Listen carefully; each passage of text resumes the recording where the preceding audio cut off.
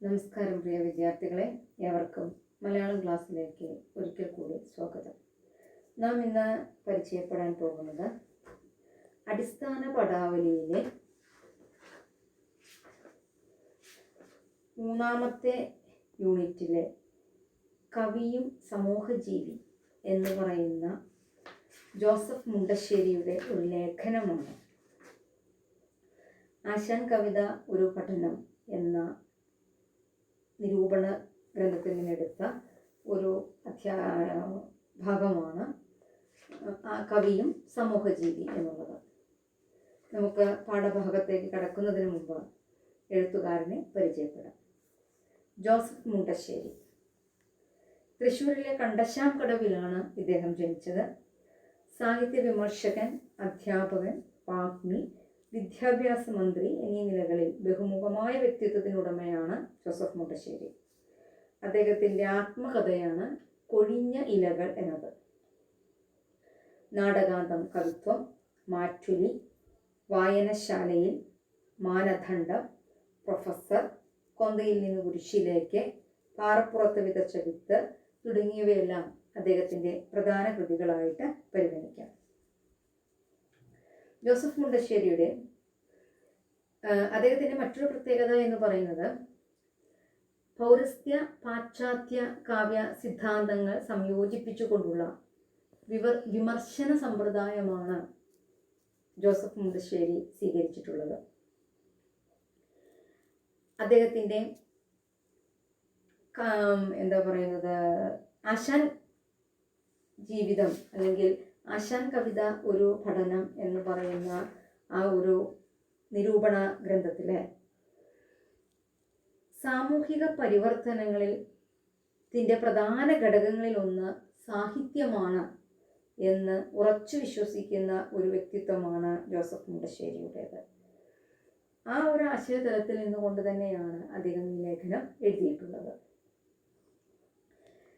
നിങ്ങൾക്ക് വളരെയേറെ പരിചിതനായ ഒരു കവിയാണ് കുമാരൻ ആശാൻ. ആശാൻ്റെ കവിതകൾ ഒത്തിരിയേറെ നിങ്ങൾ പഠിച്ചു കഴിഞ്ഞിട്ടുണ്ട്, കൊച്ചു ക്ലാസ്സുകളിൽ പഠിച്ചിട്ടുണ്ട്. അദ്ദേഹത്തിൻ്റെ ഒരു സ്നേഹഗായകൻ എന്ന് നമ്മൾ ആശാനെ വിളിക്കാറുണ്ട്. ഇത് സ്നേഹത്തിനെ കുറിച്ച് വാതോരാതെ ഒത്തിരിയേറെ പറഞ്ഞ ഒരു വ്യക്തിത്വമാണ് കുമാരൻ ആശാൻ്റേത്. ഇവിടെ നമ്മൾ ആ പാഠഭാഗത്തിൻ്റെ പേര് ശ്രദ്ധിച്ചു നോക്കുക. കവിയും സമൂഹജീവി. എന്താണ് അതിനർത്ഥം? ആരാണ് കവി? നമുക്കറിയാം, കവിഞ്ഞെഴുതുന്നവനാണ് കവി എന്ന് പറയുക. ഒരു പ്രവാചകനാണ് കവി. ഇങ്ങനെ കവിയെക്കുറിച്ച് അനേകം നിർവചനങ്ങളുണ്ട്. കവിഞ്ഞെഴുതുന്നവനാണ് കവി, പ്രതിപാദനനാണ് കവി, കവിത്വസിദ്ധിയുള്ളവനാണ് കവി എന്നിങ്ങനെ ഒത്തിരിയേറെ കവിയെക്കുറിച്ച് നമുക്ക് പറയുവാനായിട്ട് സാധിക്കും. സമൂഹജീവി എന്നതിലൂടെ നമ്മൾ എല്ലാവരും തന്നെ സമൂഹജീവിയാണ്. അതായത് സമൂഹത്തിൽ ജീവിക്കുന്നവരാണ് നമ്മൾ. അപ്പോൾ അതിനർത്ഥം ഏത് പരിതസ്ഥിതിയിലാണോ നമ്മൾ ജീവിക്കുന്നത് ആ സമൂഹത്തോട് നമുക്ക് ഒത്തിരിയേറെ കടപ്പാടുകളുണ്ട്. ആ കടപ്പാടുകൾ നമ്മൾ നിർവഹിക്കുമ്പോഴാണ് ഒരു സമൂഹജീവി എന്ന നിലയിൽ നാം അന്വർത്ഥമാക്കുന്നത്. ഇവിടെ പറയുന്നു, കവിയും ഒരു സമൂഹജീവി തന്നെയാണ്. അതായത് ഒരു സമൂഹത്തിൽ നടമാടിക്കൊണ്ടിരിക്കുന്ന വിഷയങ്ങളെക്കുറിച്ച് അല്ലെങ്കിൽ വരും വരായികളെക്കുറിച്ച്, നാളെയെക്കുറിച്ച്, അത് സമൂഹത്തിൽ നടമാടിക്കൊണ്ടിരിക്കുന്ന ജാതിപരമായ വിഷയങ്ങളാകട്ടെ, സാംസ്കാരികപരമായ വിഷയങ്ങളാകട്ടെ, പ്രകൃതി സംബന്ധമായ വിഷയങ്ങളാകട്ടെ, എന്ത് തന്നെയായാലും അതിനെക്കുറിച്ച് ജനങ്ങളെ ബോധവൽക്കരിക്കുന്ന ഒരു വ്യക്തിത്വമാണ് കവിയുടേത്.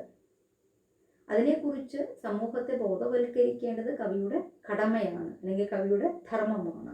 അതുകൊണ്ടാണ് കവിയും സമൂഹജീവിയാണ് എന്ന അർത്ഥത്തിൽ കവിയും സമൂഹജീവി എന്ന തലക്കെട്ട് ഈ ലേഖനത്തിന് കൊടുത്തിരിക്കുന്നത്. നമുക്ക് ആശാന്റെ പല കവിതകൾ നിങ്ങൾക്ക് പരിചയമുള്ളതിൽ, അതായത് നിങ്ങൾ കേട്ടിട്ടുള്ളതിൽ വെച്ചിട്ട് നിങ്ങൾക്കറിയാം. ലീല, ചണ്ടാല ഭിക്ഷുകി, നളിനി, ദുരവസ്ഥ, അതുപോലെ തന്നെ ഏറ്റവും ആദ്യത്തെ കൃതി എന്നറിയപ്പെടുന്ന വീണപൂവ്, ഇങ്ങനെ ഒത്തിരിയേറെ കവിതകൾ, ഖണ്ഡകാവ്യങ്ങൾ നിങ്ങൾക്ക് പരിചയമുണ്ട്. ഇവിടെയെല്ലാം ആശാൻ കൈകാര്യം ചെയ്തിട്ടുള്ളത് ഒന്നില്ലെങ്കിൽ സ്നേഹത്തെക്കുറിച്ചായിരിക്കാം, അല്ലെങ്കിൽ ജാതിപരമായ ഉച്ചനീചത്വങ്ങൾക്ക് എതിരെ പ്രവർത്തിച്ചിട്ടുള്ള ഒരു കവിയായിട്ട് നമുക്ക് ആശാനെ കാണാനായിട്ട് സാധിക്കും.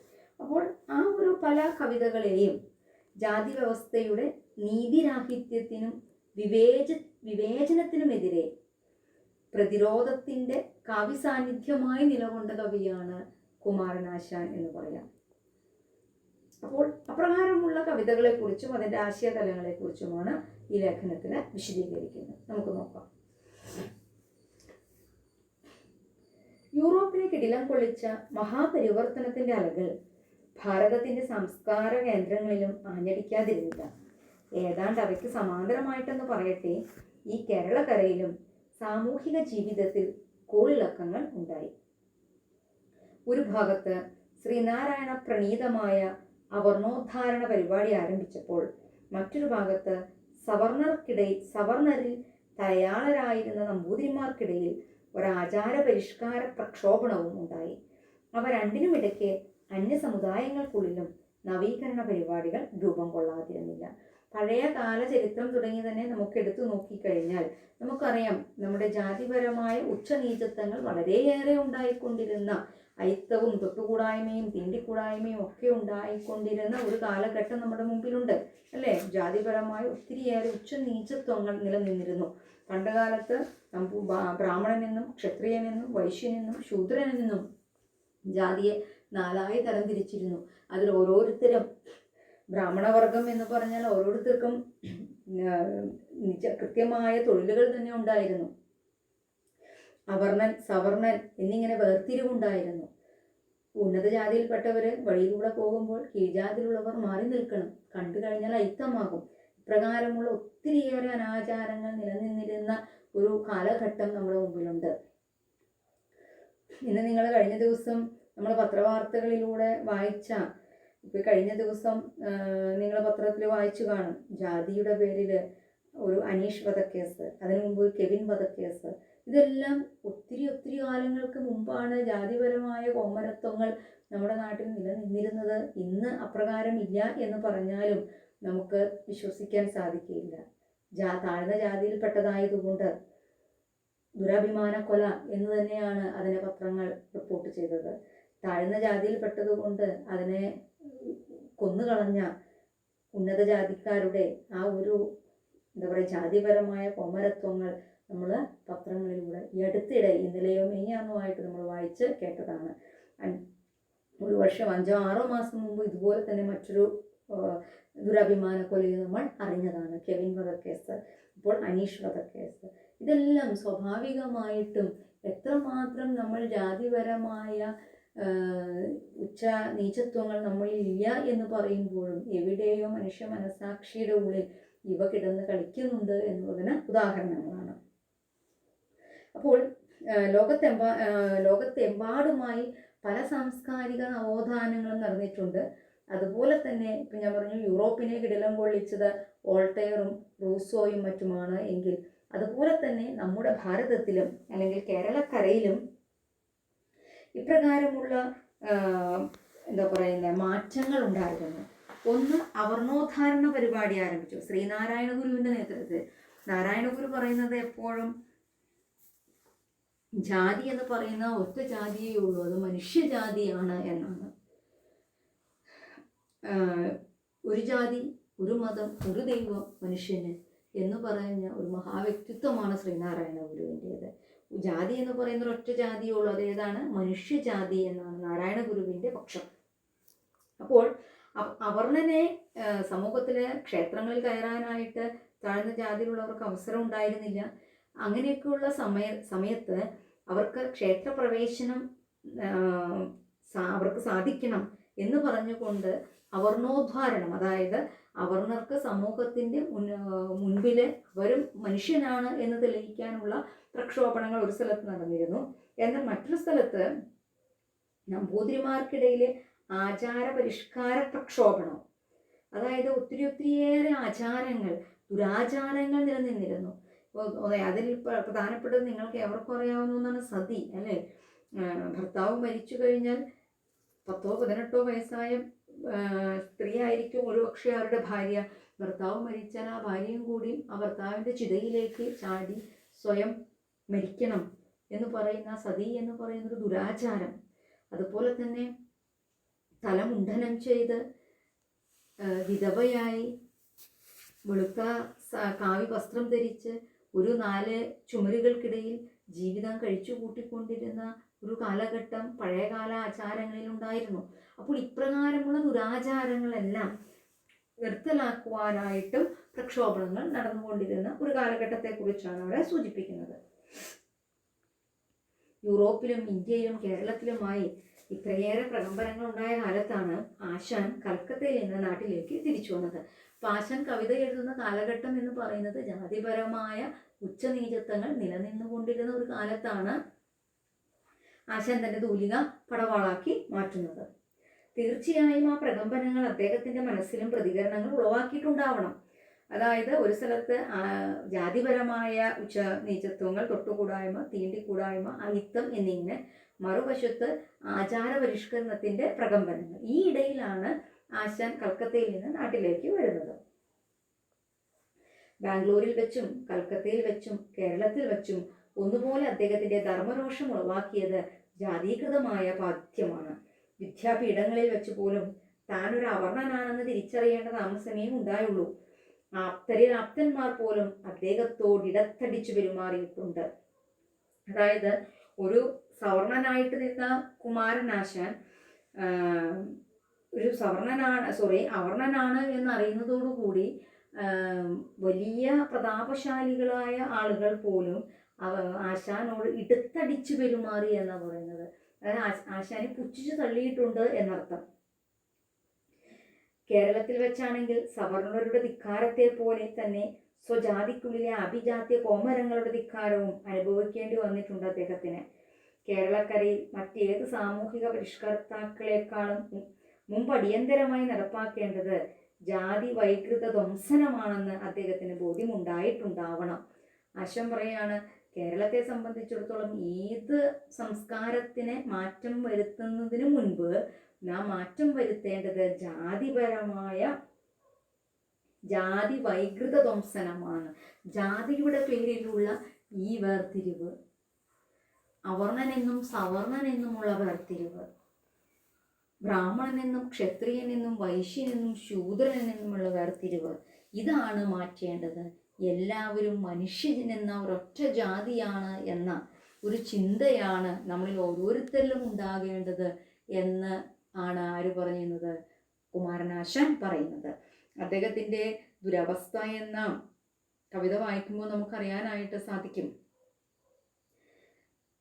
നമ്പൂതിരി സ്ത്രീയും പുലയ യുവാവും തമ്മിലുള്ള പ്രണയത്തെക്കുറിച്ചും അവസാനം ആ പുലയ യുവാവ് ചാത്തൻ്റെ മാറിലേക്ക് ചാഞ്ഞു കിടക്കുന്ന സാവിത്രിയെ ആ കവിതയുടെ അവസാന ഭാഗത്ത് കൊണ്ടുവരുന്നുണ്ട്. അതായത് തീർച്ചയായിട്ടും ജാതീയതയെ പൂർണ്ണമായും വെട്ടിമാറ്റിക്കൊണ്ട് ജാതിയല്ല വലുതെന്നും മനുഷ്യനാണ് വലുത് എന്നും ആ ദുരവസ്ഥയിലൂടെ ആശാൻ കൊണ്ടുവരുന്നുണ്ട്. അതുപോലെ തന്നെ ചണ്ടാല ഭിക്ഷുകിയിലെ ആശാൻ പറയുന്നുണ്ട്, ഏറ്റവും ചണ്ടാല യുവതി, വെള്ളം കോരിക്കൊണ്ടിരിക്കുന്ന ചണ്ടാല യുവതിയോട് ബുദ്ധഭിക്ഷു ദാഹജലം ചോദിക്കുമ്പോൾ ചണ്ടാല യുവതി പറയുന്നുണ്ട്, ഞാനൊരു ചണ്ടാല സ്ത്രീയാണ്, എന്നിൽ നിന്ന് വെള്ളം വാങ്ങിച്ചു കുടിച്ച അങ്ങ് അയിത്തമായി പോകും, എന്നെ ഈ സമൂഹത്തിൽ നിന്ന് തന്നെ നാടുകടത്തും എന്നൊക്കെ പറയുമ്പോൾ ബുദ്ധഭിക്ഷു പറയുന്നുണ്ട്, ഞാൻ ചോദിച്ചത് ജാതിയല്ല, ദാഹനീറാണ്, ദാഹം മാറ്റാനുള്ള വെള്ളമാണ് എന്ന് ബുദ്ധഭിക്ഷു പറയുന്ന ഒരു സന്ദർഭം നമുക്കവിടെ കാണാനായിട്ട് സാധിക്കും. ഇങ്ങനെയുള്ള കവിതകളിലൂടെ ആശാൻ കൊണ്ടുവരുന്ന ആശയം ജാതി എന്ന് പറയുന്നതല്ല, അതിനേക്കാൾ ഉപരി മനുഷ്യൻ എന്ന് പറയുന്ന വ്യക്തിത്വത്തിന്, മനുഷ്യജാതിക്കാണ് പ്രാധാന്യം നൽകേണ്ടത് എന്നാണ്. അതാണ് ഇവിടെ ഉദ്ദേശിക്കുന്നത്. കേരളക്കരയിൽ മറ്റേത് സാമൂഹിക പരിഷ്കാരത്തെക്കാളും മുമ്പടിയന്തരമായി നടപ്പാക്കേണ്ടത് ജാതി വൈകൃത ധ്വംസനമാണെന്ന് അദ്ദേഹത്തിന് ബോധ്യമായിട്ടുണ്ടാവണം. മനുഷ്യ സാഹോദര്യത്തിലേക്കുള്ള ഒന്നാമത്തെ കാൽവെപ്പായി അതിനെ കണ്ടിട്ടും ഉണ്ടാവണം അദ്ദേഹം. അനുഭവജ്ഞാനത്താൽ പിന്നെയും പിന്നെയും കത്തിച്ചുലിച്ച ധർമ്മരോഷം അദ്ദേഹത്തിൻ്റെ എല്ലാ കൃതികളിലും ലാവ പോലെ വഴിഞ്ഞൊഴുകിയിട്ടുണ്ട്. അദ്ദേഹത്തിൻ്റെ മനസ്സിൽ അടിഞ്ഞുകൂടിയ ആ പ്രതിഷേധം, ജാതിപരമായ ഇപ്രകാരമുള്ള വിവേചനങ്ങളോട് അദ്ദേഹത്തിനുണ്ടായിരുന്ന അമർഷം ലാവ പോലെ വഴിഞ്ഞൊഴുകി എന്ന് പറയാം അല്ലെ. അഗ്നിപർവ്വതം പൊട്ടുമ്പോഴാണ്, സ്ഫോടനം ഉണ്ടാകുമ്പോഴാണ്, അഗ്നിപർവ്വതം പൊട്ടുമ്പോഴാണ് അതിൽ നിന്ന് ഉരുകി ഒലിക്കുന്ന ലാവ പുറത്തേക്ക് വരുന്നത്. അപ്പോൾ അതാ സ്ഫോടനം ഉണ്ടാകുന്നത് അഗ്നിപർവ്വതം പൊട്ടിത്തെറിക്കുമ്പോഴാണ്. അതുപോലെ ഉള്ളിൽ അമർന്നു കിടന്ന ആ അമർഷമാണ്, ആശാന്റെ ഉള്ളിൽ അമർന്നു കിടന്ന നമ്മുടെ ജാതിപരമായ ഈ വിവേചനത്തിനുള്ള അമർഷമാണ് അദ്ദേഹത്തിൻ്റെ മിക്ക കൃതികളിലും പുറത്തേക്ക് വന്നത്. അതാണ് ഞാൻ നേരത്തെ പറഞ്ഞ ചണ്ടാല ഭിക്ഷുകിയായാലും ദുരവസ്ഥയിലായാലും ഒക്കെ വിശദീകരിക്കുന്നത്. സമ്പൂർണ്ണ കാവ്യങ്ങളിൽ തന്നെ രണ്ടെണ്ണം മുഖ്യമായും ജാതി നിർമാർജനങ്ങളായിട്ടാണല്ലോ രചിച്ചിട്ടുള്ളത്. ആ രണ്ട് കാവ്യങ്ങളാണ് ഞാൻ പറഞ്ഞത്, ചണ്ടാല ഭിക്ഷുകിയും ദുരവസ്ഥയും. അവ രണ്ടിലുമായിട്ടാണ് അദ്ദേഹത്തിൻ്റെ ഏറ്റവും അർത്ഥവ്യാപ്തിയുള്ള ആഹ്വാനങ്ങൾ മാറ്റുകൊള്ളുന്നത്. മാറ്റുവിൻ ചട്ടങ്ങളെ സ്വയം, അല്ലെങ്കിൽ മാറ്റൂമതുകളിൽ നിങ്ങളെത്താൻ. നമ്മുടെ ഈ ചട്ടങ്ങളെ, നമ്മുടെ ഈ ശീലങ്ങളെ മാറ്റിയില്ലെങ്കിൽ ആ ശീലങ്ങൾ ആരെ മാറ്റും എന്ന് പറയുന്ന മാറ്റൂമതുകളിൽ നിങ്ങളെത്താൻ, നിങ്ങളെ തന്നെ മാറ്റിമറിക്കും. അനാവശ്യമായ ആചാരങ്ങളും പരിഷ്കാരങ്ങളും അതുപോലെ തന്നെ ജാതിപരമായ വൈകൃതങ്ങളും ഒക്കെ നാം കൊണ്ടു നടക്കുമ്പോൾ സ്വാഭാവികമായിട്ടും അത് നമ്മളെ തന്നെയാണ് മാറ്റിമറിക്കുന്നത്. ഒത്തിരിയേറെ കാലങ്ങൾക്ക് മുമ്പാണ് ഈ അയിത്തവും തൊട്ടുകൂടായ്മയും തീണ്ടിക്കൂടായ്മയും ഒക്കെ നിലനിന്നിരുന്നത്. അതിനെതിരെയാണ് ആശാനെ പോലെയുള്ള മഹാകവികൾ പല കവിതകളിലൂടെ സമൂഹത്തെ ബോധവൽക്കരിച്ചത്. ഇതൊക്കെ നാം അറിയുന്നുണ്ട് എങ്കിലും കഴിഞ്ഞ ദിവസങ്ങളിലെ പത്രവാർത്തകൾ വായിക്കുമ്പോൾ നാം ചിന്തിക്കേണ്ടിയിരിക്കുന്ന ഒരു കാര്യമുണ്ട്. ഇന്നും ജാതിപരമായ ഉച്ചനീചത്വങ്ങൾ നമുക്കിടയിൽ ഇല്ലേ എന്ന ഉദ്ബോധനം ജാതിക്കുമപ്പുറം കാലാധിപത്യമായി പ്രതിധ്വനിക്കുന്ന ഒന്നാണെന്ന് പറയേണ്ടതില്ലല്ലോ. ആശാന്റെ അപ്രധാന കൃതികളിലും ജാതി നിർഭസനം അതിതീവ്രമായ ഭാഷയിൽ തന്നെ വന്നുപോയിട്ടുണ്ട്. നരൻ അശുദ്ധ വസ്തു പോലും, ധരയിൽ നടപ്പതു തീണ്ടലാണുപോലും, നരകം ഇവിടമാണ് ഹന്തകഷ്ടം, ഹരഹര ഇങ്ങനെയല്ല നാടുമുണ്ടോ. കേരളത്തെക്കുറിച്ച്, കേരളകരയെ കുറിച്ച് പറയാൻ, നരൻ അശുദ്ധ വസ്തു പോലും, മനുഷ്യനെ തന്നെയാണ് അശുദ്ധനായി കാണുന്നത്. അശുദ്ധനായി മനുഷ്യൻ ആരെ തന്നെ കാണുന്നു? മനുഷ്യനെ തന്നെ കാണുന്നു. മജ്ജയും മാംസവുമുള്ള ഒരേപോലെ ഇരിക്കുന്ന രണ്ട് വ്യക്തിയിൽ മറ്റൊരുത്തൻ എന്തായി കാണുന്നു? അശുദ്ധനായി കാണുന്നു. ധരയിൽ നടപ്പത് തീണ്ടലാണ് പോലും. ഈ ഭൂമിയിൽ ബ്രാഹ്മണൻ നടക്കുന്ന അതേ പാതയിലൂടെ മറ്റൊരുവൻ നടക്കുമ്പോൾ അത് തീണ്ടലാണെന്നാണ് പറയുന്നത്. ആ ബ്രാഹ്മണന്റെ ജാതി പോയിപ്പോകുന്നു അല്ലേ. അല്ലെങ്കിൽ മേൽജാതിയിലുള്ള സവർണൻ നടക്കുന്ന പാതയിലൂടെ അവർണൻ നടക്കരുത് എന്നാണ് പറയുന്നത്. തീണ്ടലാണ്, അയുക്തമാണെന്നാണ് പറയുന്നത്. നരകം ഇവിടമാണ്, ഇതാണ് നരകം. ഹന്തകഷ്ടം, ഹരഹര ഇങ്ങനെ വല്ല നാടുമുണ്ടോ, ഇതുപോലെ വല്ല നാടുമുണ്ടോ എന്നാണ് ആശാൻ ചോദിക്കുന്നത്. എന്ന പ്രകടനം ആരുടെയെല്ലാം കരളലിയിക്കുകയല്ല, രാമായണ കഥ കുട്ടികൾക്ക് വേണ്ടി സംഗ്രഹിച്ചെഴുതുന്നതിനിടയിൽ പോലും പ്രസക്താനുപ്രസക്ത ജാതി വിഡംബനം ഘടിപ്പിച്ചിട്ടുണ്ട്.